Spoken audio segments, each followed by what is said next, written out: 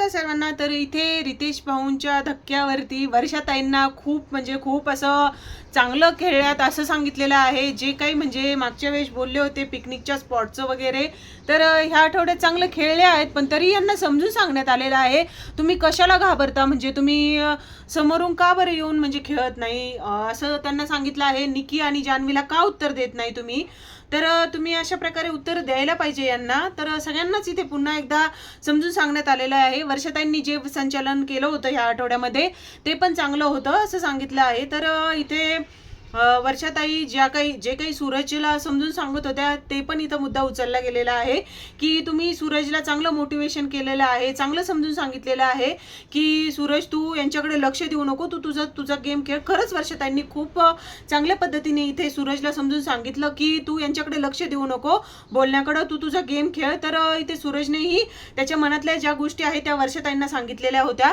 तर असेच व्हिडिओ बघण्यासाठी चॅनलला सबस्क्राईब करून ठेवा.